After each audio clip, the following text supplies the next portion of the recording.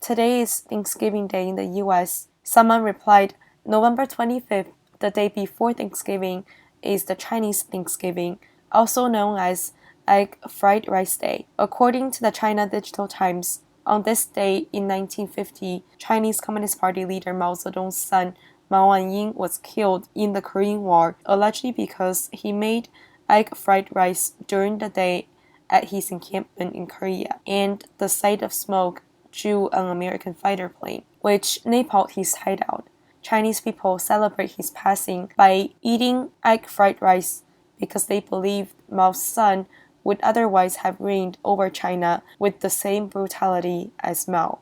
Someone shared, when I was young, the Communist Party claimed that China will realize modernizations in agriculture, industry, science and technology, and national defense by the year of 2000, and the ordinary people will live a happy life by then. But in the year of 2000, this didn't happen. Then the CCP claimed that by the year of 2020, Chinese people will lead more prosperous lives on the basis of a well-off society. But ironically, in 2020, Li Keqiang, premier of the People's Republic of China, told the truth by revealing that there are 600 million people in China whose monthly income is only 1,000 yuan, which is about $150.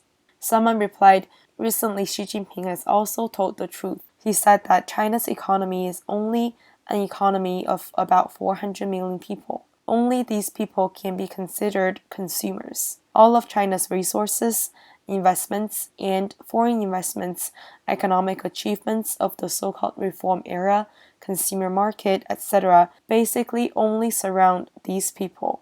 Foreigners are here only for the market of these 400 million people.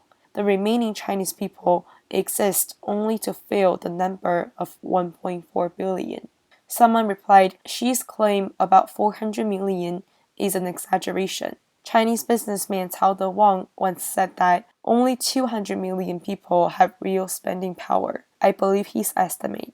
Someone recalled another lie that the CCP once told. He said, when we were young, we were told that America is an enemy, Japan, the Philippines, the UK, France, Germany, Italy, Turkey, Australia, South Korea, Canada, Israel, and India are all China's enemies, as well as Taiwan. Later, even the Soviet Union, which had allegedly agreed to liberate all mankind along with the CCP, and Vietnam, which the CCP once treated as a comrade and brother, also became enemies.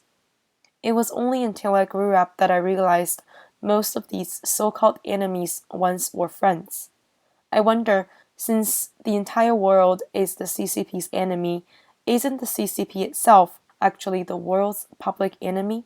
Someone replied with another lie the CCP told and mocked. I was also deceived by the CCP for decades. It once said that by the time we grow up, we will be succeeding it, but now clearly this can't be realized anymore. Someone replied, Xi's words are not credible.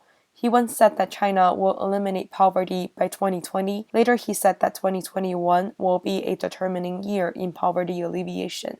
Someone mocked, in fact he didn't lie. He would ask CCTV to announce at the end of 2020 that all the poor counties in China have been removed from the poverty list. Someone shared, according to a news report, 832 national-level poverty-stricken counties have all been lifted out of poverty. The per capita net income of the poor there has reached 9,055 yuan.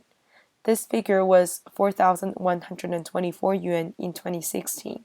Someone mocked, how ironic is it that not even one poor county is in existence anymore? Perhaps this can only happen under the CCP's rule. Chinese media published an article about a lady named Gu Yue. She was a white-collar employee at a Fortune 500 company. She later resigned and went to the countryside to become a farmer. She said that the fast-paced urban life caused her to yearn for Li Ziqi's lifestyle. Someone replied, she does not know the real Chinese countryside that is dark and poor. 你爸爸妈妈呢？不在，我爸爸去做了，我妈妈不知道。家里边还有其他人吗？没有，只有我和弟弟。你们俩平时都吃什么呀？白米饭和土豆。我想要给弟弟买一件棉袄。给弟弟买一件棉袄。你有衣服没有？只给弟弟买就洗了，我不要。这是什么时候的米饭呀？昨天。几天了？2天了。还能吃吗？能。这就是你和弟弟晚上睡觉的地方吗？山上这么冷，你们这个被子我看这么薄，你晚上冷不冷啊？抱着弟弟睡就不冷了。抱着弟弟睡就不冷了。多少彷徨，眼中有泪只能往心里流淌，躲在角落，独自偷偷的忧伤。Someone recalled, many years ago, some like-minded people went to the countryside to assist with poverty alleviation and disaster relief, but not long afterwards, they were contacted by the police for talks. In communist China, it is not easy for kind people to do good deeds. Someone replied, to truly get out of poverty, we must first get rid of the Communist Party. The elimination of the CCP is the real Chinese dream. Someone replied, it is sad that many people in China have been deeply brainwashed by the CCP's propaganda. I wish that the evil Great Firewall can be teared down soon.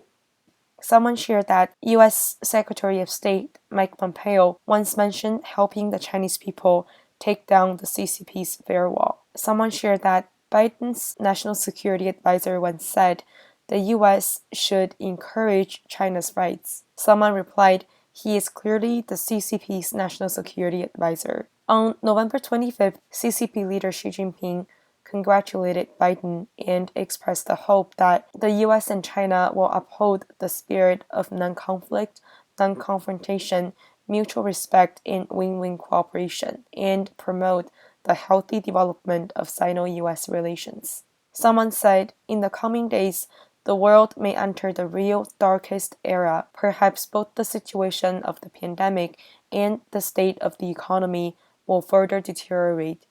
But we must believe that evil will not suppress righteousness. There will be a silver lining ahead. Someone shared that President Reagan once said, evil is powerless if the good are unafraid. Reagan's words also pointed out the spirit that the United States needs today. In the face of evil, retreating will only make people unable to move back further. Only by being brave and persistently counterattacking the evil, as well as spreading truth, will we together be embarking on the path of victory.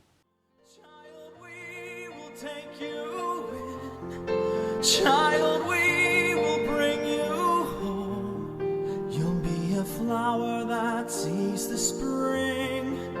Soon a dove flying high